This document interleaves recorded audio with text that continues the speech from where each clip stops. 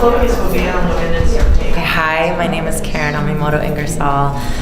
The very first surfboard that I had was a Local Motion. I bought it at a garage sale, and it had huge dings in it. So I got one of those little kits from TNC, and I made really bumpy ding repairs, but I loved it.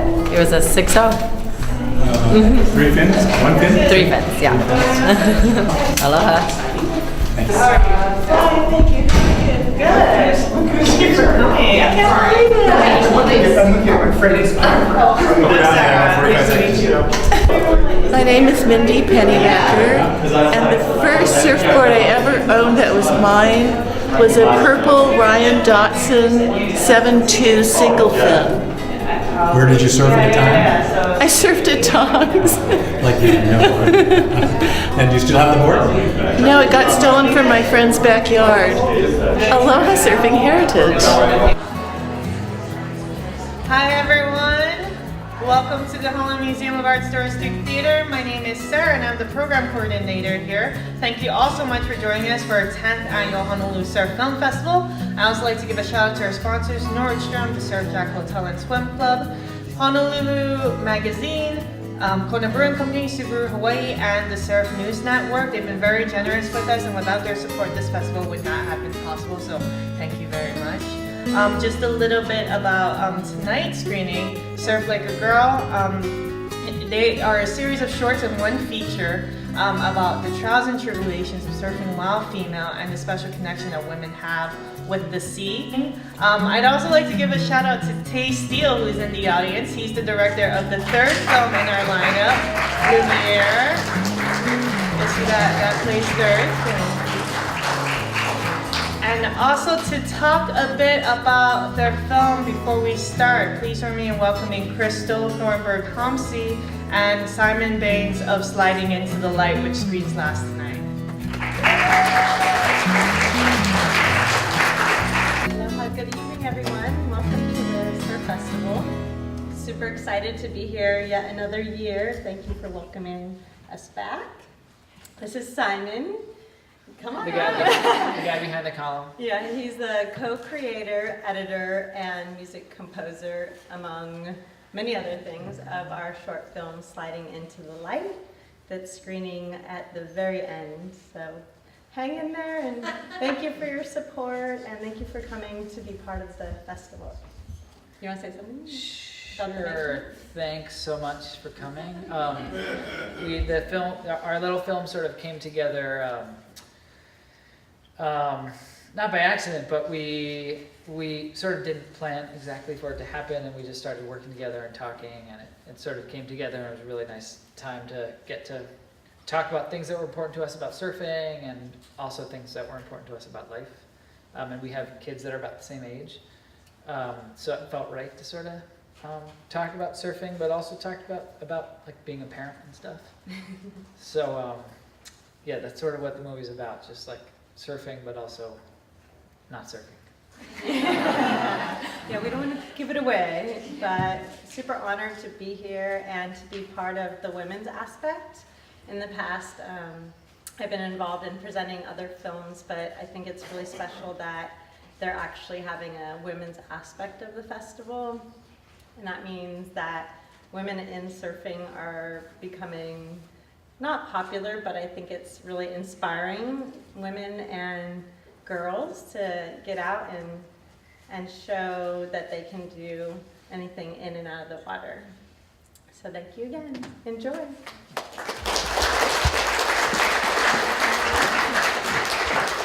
And so after Sliding Into the Light, we'll be having a very special panel discussion on our stage with Crystal, along with Mindy Pennybacker, the author of In the Lineup and staff writer at the Honolulu Star Advertiser, as well as Karin Amimoto Ingersoll, author of, oh boy, Seascape Voices. I'm sorry, I completely forgot the title of your book, but she's a local author here in Hawaii who is also a local surfer. So please join us for discussion on women and surfing after the film. Thank you so much and enjoy.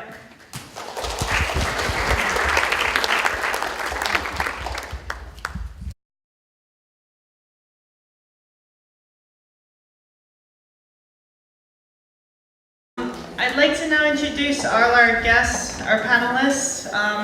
First up she is the filmmaker and surfer, and she has done a full-length feature called Beyond the Surface, and also our last one tonight, Sliding into the Light. Please join me in welcoming Thornburg Homcy to the stage.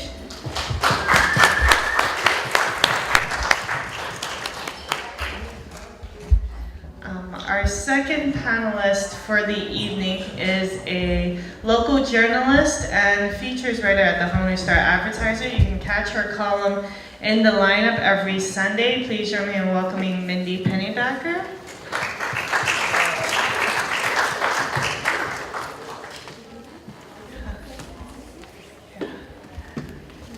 And our last panelist, please join me in welcoming. She is a local scholar and author of Waves of Knowing, a Seascape Epistemology, Karin Amimoto Ingersoll.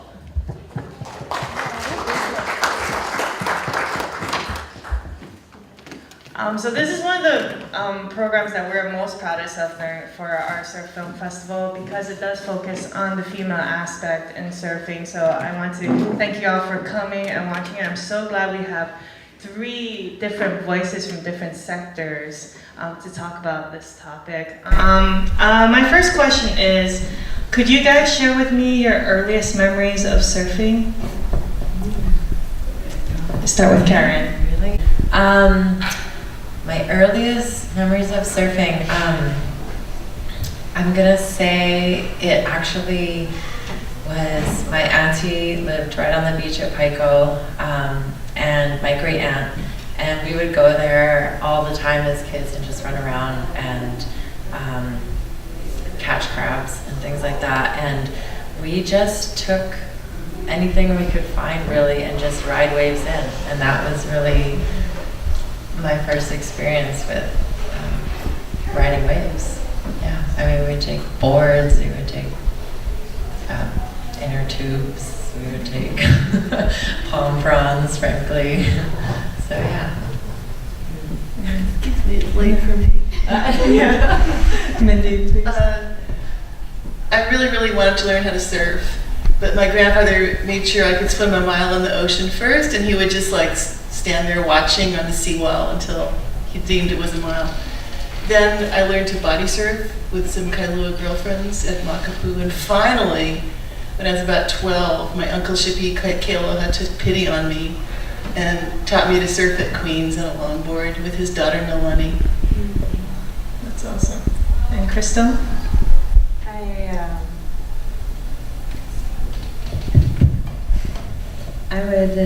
I was imagining my first memory of surfing would be in my mother's belly, because she surfed when she was pregnant with me a little bit.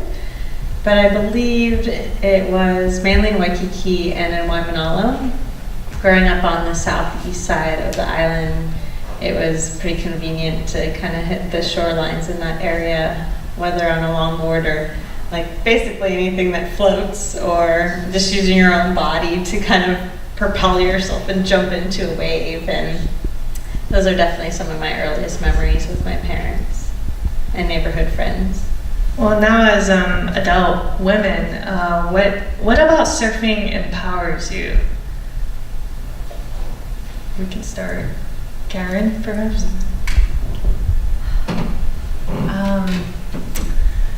That's just a really big question, but I think what really empowers me, I mean, it's different now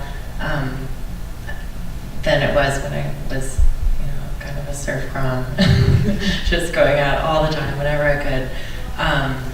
And I think now what it is for me really is the connection that I get with just the space of the ocean, and a lot of it. This is a theme that was running throughout some of the films.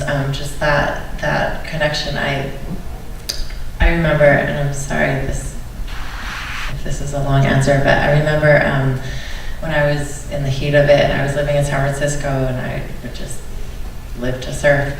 And all my friends were surfers, and one of my friends asked me, he said, you know, what do you love most about surfing? And I thought about it, and my answer was, I loved paddling around. And he looked at me like I was crazy. He said, oh, mine's the drop. And I thought, well, yeah, of course. But so I really think that even at that point, I just was realizing that just being out there and the connection that it makes, that it helps you make with something larger than yourself. Well, I guess my first thought was I don't feel empowered by surfing. I feel humiliated all the time. And I guess what empowers me is just like, oh, I did it. I survived.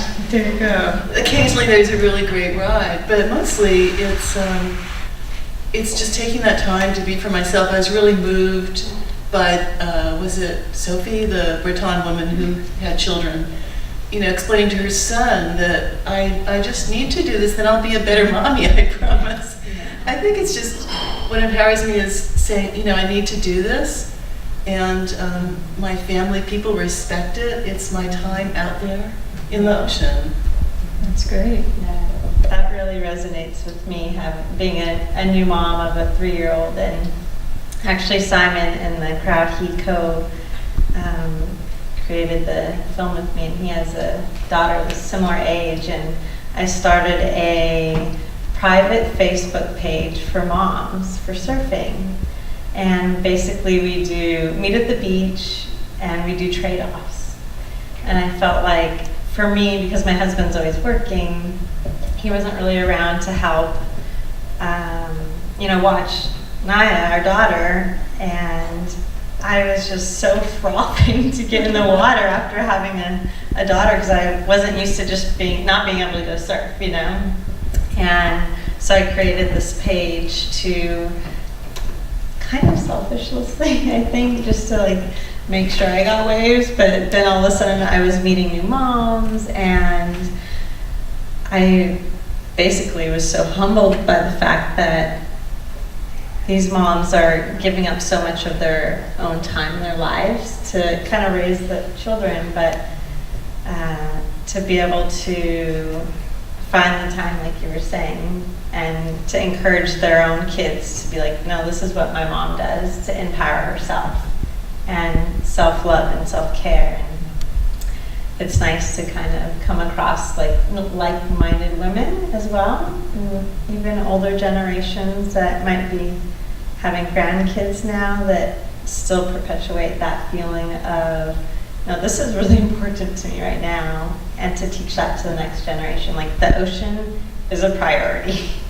and it's about respect and love and the environment, and I think that's a really healthy and great thing to kind of teach the next generation too. Can I add something to that? Yeah. So I think that it's not selfish at all, because to pass on the importance of our relationships with the ocean begins with, you know, a young age, and people aren't going to love something that they don't know and that they don't touch and get to know. So you're all are training your kids to, you know, not training, but you're introducing them to something really important and beautiful. Thank you for the reminder. Because I'm there too. So as, and this is a question for Karin, so we talked a bit about, you know, how the ocean makes you feel as a female surfer, I suppose, but is there any kind of cultural or spiritual connection with the ocean that you might have that's a little deeper or more complex?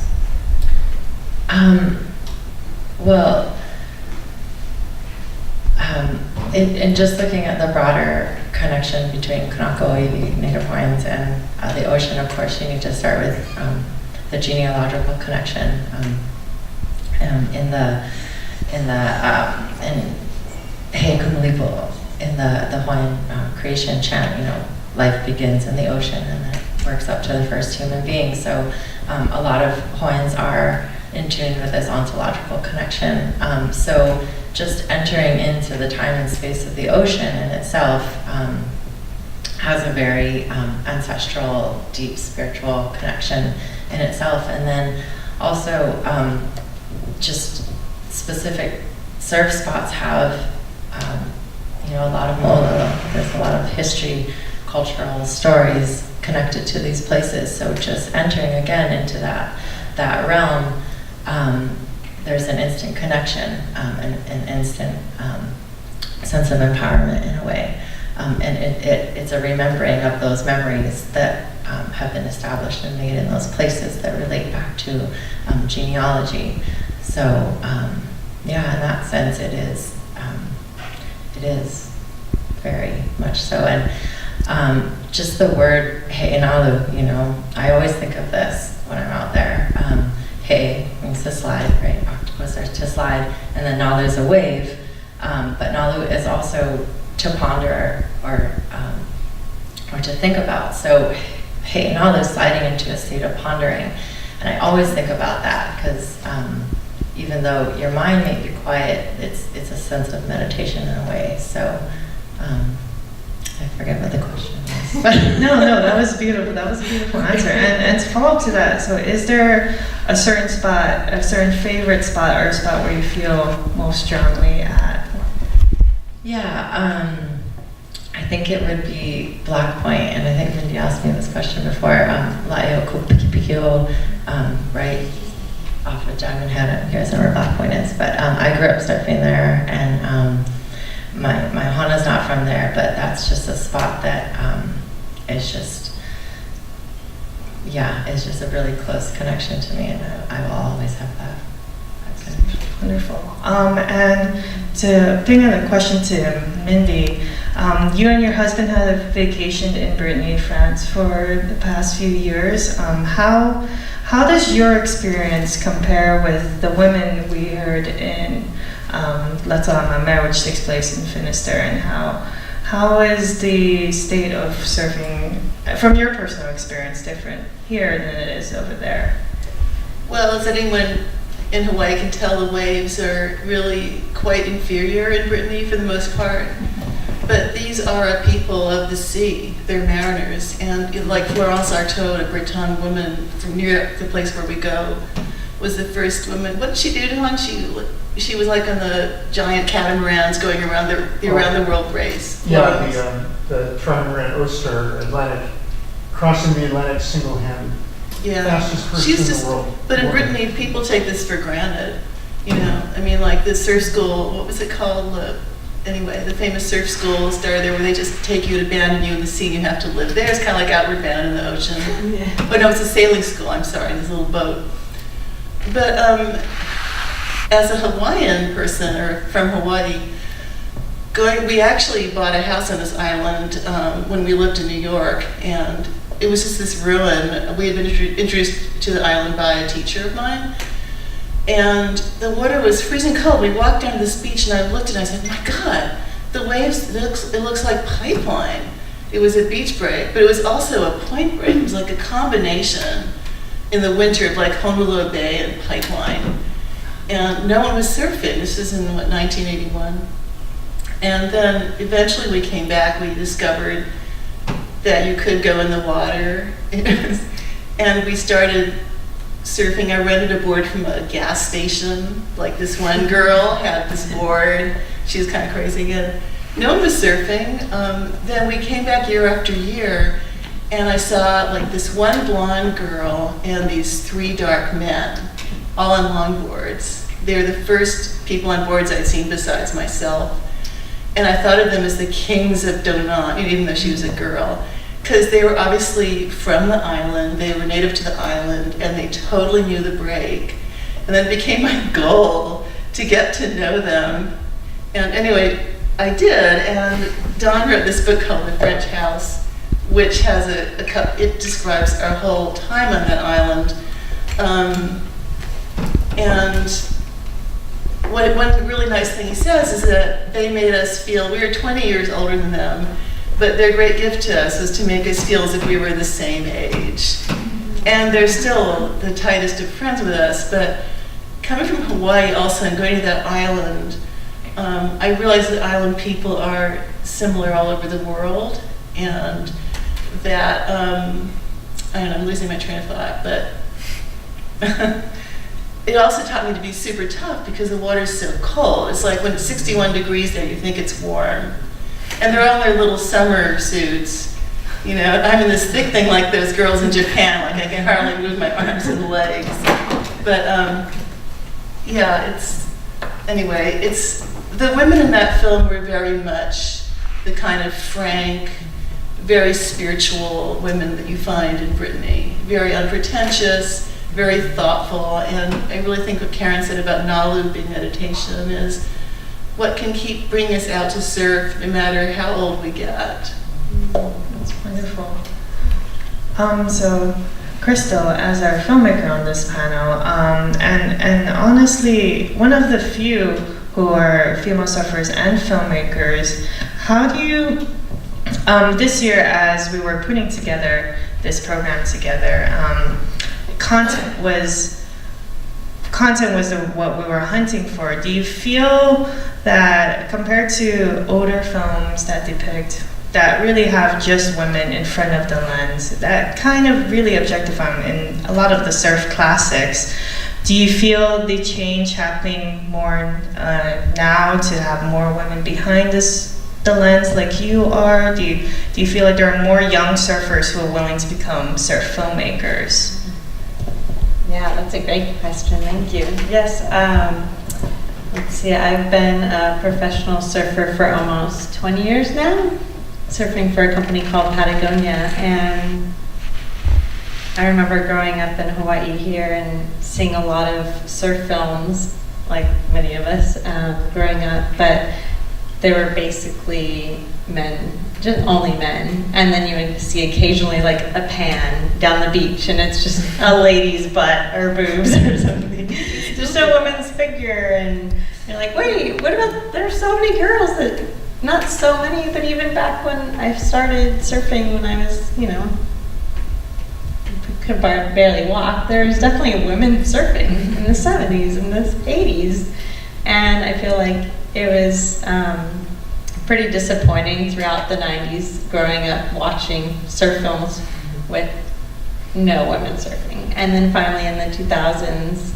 late 90s, early 2000s, there was a film called Shelter that came out, and it was by Chris Malloy, and he actually featured a Hawaii local surfer, Malia Jones. And I remember, I think it came out in 2000, and I was like, wait, there's a woman surfer, like actually in a men's surf film. It was like, you know, only 2 waves, but it was a beautiful, one of my favorite films, and there was actually a lady surfing and like ripping, and it wasn't about her body or what she was wearing, or, you know, it was actually about her talents and her love for the ocean and her femininity on a wave. And I thought, oh, wow, something's happening here. Like, this is the beginning of a massive change in women surfing and probably women's filmmaking and women in film. And it wasn't till maybe, I would say, 10 years later that more women were being showcased in films. And there were more, maybe like indie surf films, not like the mainstream punk rock with, you know, the visuals of women in bikinis on the beach. But there was a whole different genre of artistic films being made that started really featuring women in a positive light. Did Shelter inspire you to become a surf filmmaker yourself? No, that was a while ago, but I would say maybe more like 10, 12 years ago. Actually, maybe when I met my husband, we started dating like 13 years ago, and he's a cinematographer, surf cinematographer, and he had worked on all of the films made by Woodshed Films and Brushfire. He worked with Jack Johnson and the Malloys for a long time too, and we actually met through those guys. And I had been working with different film projects, and he had been working on his own film projects, and we kind of just came together and started doing a lot of travel and surfing, where he would be filming and I would be surfing, and it just kind of worked out. And finally got to a point just 4 or 5 years ago where I'm like, hey, how can we keep doing these surf projects with other directors? Like, I think it's kind of our time to do our own project, which was always fun to have, you know, be involved in somebody else's project. But I think it came to the point where we wanted more creative control or creative kind of input and see the whole thing through. And that's when we decided to make our own film from beginning to finish. And that was the film that you guys hosted in 2015, Beyond the Surface. And that was a great film. I highly encourage everyone to check that out. Now we're open questions. Any questions from the audience? Yes. I actually have one about, because you mentioned Beyond the Surface, which I love. I saw it earlier this year. It's awesome. So now, like, as a new mom, and you have this family life, like, how do you see that influencing your filmmaking with surf going forward? Kind of a cliche question, but I'm really interested in just like, what are you thinking now is like your next project? That's such a good question, because Simon and I, we both have daughters this similar age 3, and you really do put, well anyway, I did for a long time put a lot of emphasis on focusing on like the family life, but I must say I got pregnant right with Naya right when we started editing our Beyond the Surface film. I actually had the miscarriage while we were editing, like 2 months into editing, and it was hard because I was like, I don't want to like do this project, even though we just came back from India and we have all this footage and it was such an amazing experience. All of a sudden, I'm like, I kind of lost steam for a little while, and maybe a month. I'm like, okay, let's push through this and start editing again. And I got pregnant right away again, and I gave myself a deadline. I'm like, okay, wait a minute. I'm like sitting in front of the computer with the big old belly, like trying to take the keys in. Like, I don't know about this, but I know that I want to be done with this edit before the baby comes out, because there's no way I'm going to have time to do it. And so that was kind of our deadline, which was, I think, amazing, because I think that, like a lot of our filmmaking friends, they don't have, as in some cases, a deadline, and so they could spend years and years and maybe even a decade. Actually, my husband worked on the Bunker Sparkles film. He was one of the main cinematographers, and our friend Takuji that directed it had worked over 10 years on the film. And I just felt like, oh no, I don't want to be doing this for 10 years on the same project. So I just made the deadline, and we released it, and I toured it with the newborn, which was definitely wild. And I think we brought her here for the screening and the ergo on the stage introducing, and then, but I was talking with Simon about, like, everyone kept saying, oh, what's the next thing? What's the next thing? I'm like, oh, I'm just breathing from this one. And this short film happened so fast. I think we made it within a week or two. And we do have some ideas that I'm really excited, because I think I'm at the point in motherhood where I'm kind of getting like, you know, like ants in the pants, a little like scratching at the surface of independence, because my daughter's getting a little bit more independent on her own now. So I definitely have tons of ideas in the head. It's just about having the time to like do the treatment, finding the funding, because that does take a lot of time. And I was even talking to Simon about it. It's like, okay, baby's napping, quick, what are you gonna do? Write a film treatment or take a nap or like make food? So it's been a little on the back burner, but if I had like a private assistant next to me, I'd be like, okay, type that, do that. But right now that's not the case. But hopefully within the next year or two, we can get the momentum going and do another feature film. That's a long story short. Sorry. Any other questions from the audience? Yes. Thank you so much again for being here and sharing all of your experiences and thoughts. I just have, I guess, just a general question, which is, when you're watching a series like tonight that features women, films directed by women, how's the viewing experience different for you than say watching like a Taylor Steele film, or very male, masculine-driven, sort of high-performance films? I'm just curious to hear sort of just almost like initial reactions in terms of how the viewing experience changes depending on whether it's directed by a female or a male director. I don't know if you have any thoughts on that. Well, didn't Taylor Steele do that lovely film about the daughter of the Tahitian photographer? That's a different Taylor. Oh, that's a different Taylor Steele. Oh. Well, I guess I feel like I'm reading novels by women. I feel a kinship. I feel very deeply moved, and I think there's to me more of a coherent sense of the environment and the need to go gently on the environment in these women's films. It just kind of comes out. And certainly in Karin's book, you talk about commodifying surfing and how that affects the environment and affects cultures. I just find women's work right now to be more sensitive on that level than men's. Although I think the Woodshed films is terrific, in their own way. And then like your film, Beneath the Surface, Beyond the Surface, it was really about lives, like the developing world. Hardship. It wasn't just tourism. And certainly that Breton girl, going around drawing all the people she met, really trying to connect.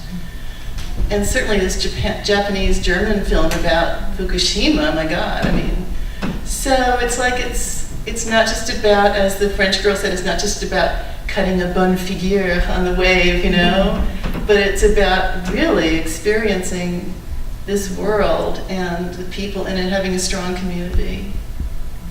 That's what I feel. Yeah, I definitely love the feminine aspect of a lot of these films. It kind of just brings a little bit more, nature and softness, I would say, and maybe even a little bit of innocence and motherly, deep motherly, embracing nature and humanity in a different way that I think males can approach it. And I think that it's really exciting and inspiring to see what's happening next. And I feel like every year it keeps growing, and I'm excited to see what other women and collaborations of men and women, because I feel like when you get the combination, you can really get a beautiful mix of it all. It doesn't have to be so feminine or so masculine. It can really come together in a nice blend. And I think that's a beautiful thing that people can share. Karin, any thoughts from watching these films? Just to add something briefly to add on to what Crystal and Mindy were saying, you just got the personal stories behind these women surfers, which you don't normally get or haven't seen much of in films that have been directed focus more on the male surfer, and I think that's an important aspect to bring into the sport, because again, and I'm going back to what I keep saying, when you bring the person and the body, you put the individual into the ocean and you see them as individuals, then you can have that connection between a body, a person, an individual, and the ocean. And there is, to me, a real relationship that's established there, and it becomes visual for people to see and to be able to connect to and build upon, I think, in their own experiences. So I liked having that personal story included. Mm-hmm. Yeah. Yeah, not just like music and waves and Right. surfing. Right. To actually have a Go something, storyline. right, Sure. something a little bit. I feel like that kind of changed in the late 90s, where it's like, oh wait, we can actually have like a narrative here with Sure. an experience, like sharing an experience. That Yeah. kind of became like more mainstream Mm. in filmmaking for surfing. Yeah. But then again, there was a lot of beautiful older surf films that Sure. were, Endless Story and shit like that, but maybe more geared towards women, like Deer and Yonder, that screened here a few years ago. Maybe 8 years ago. I don't know. Do you guys even remember that film, Deer and Yonder? Yeah, I did. Yeah, I screened it here with another short film I did about paddling Relson's canoe. Was that like 8 years ago? I don't know. Seems so. Time is a blur, but yeah, like Deer and Yonder is a great example of a female surf and ocean film. If you haven't seen that one, too, check it out. Thank you for your, yes. Could you each comment on pear-shaped as if it were made by a man or if it were made by a woman? That is a great question. Lauren Hill is my daughter's godmother. And she is, that like defines her personality of the film, and she's very strong at depicting women's roles versus males' roles. So that was like, I think her emphasis in that film too, like, what if there was, whole film on men and thongs, like, would you feel the same kind of thing? And I think it's funny because she asked me when she was making that film, well, what was your most embarrassing moment? And I remember asking her, I kind of had to think for a second, like, and I remembered it being when my husband was filming me and Kelly Slater surfing together at Aokai, and Kelly and I kind of caught a wave together close to the shore and kind of fumbled in the shore break. It was a little bit bigger, and then came up, and we were like kind of jogging towards Cameron, almost like Baywatch-ish, but not. And I'm like, this is kind of awkward. And Kelly leans over to me while my husband is filming with like a really tight, long lens, probably like, just zooming in on our face, and Kelly leans over and looks at me and is like, Crystal, you got a booger down there.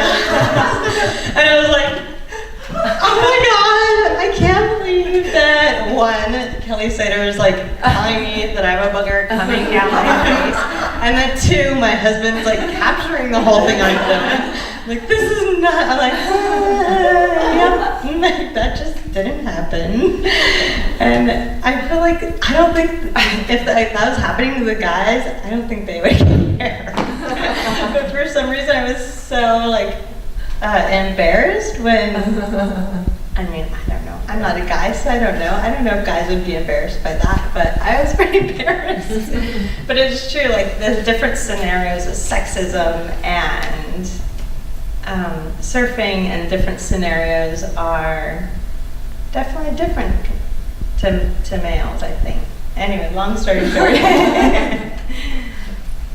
I don't think it would matter. I mean, to me, it could have been made by a man or a woman. It's a great film, and it's pure content, It really will register no matter what the gender is of the filmmaker. I agree, and what I really loved about it is just allowing everyone to laugh about it. Yes. It's just actually like emphasizing on the ridiculousness right, of it all, right? Right, exactly. Like taking the piss out of being so serious about surfing and about life. Yeah. Social media, like, why does it have to be and that? wearing a bikini when you're surfing, and everyone has the equipment issues. Yeah, so I just love the fact that somebody was being so over the top with the subject matter, making people kind of bond around the humorous side of it.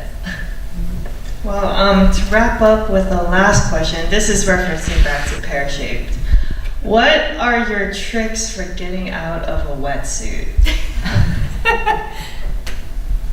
Oh man, I remember doing a surf trip to Canada in February, and being born and raised here, and we don't really wear wetsuits. And I remember we were camping way far off of the beaten track, and the whole camping thing and trying to change in wetsuits was pretty difficult.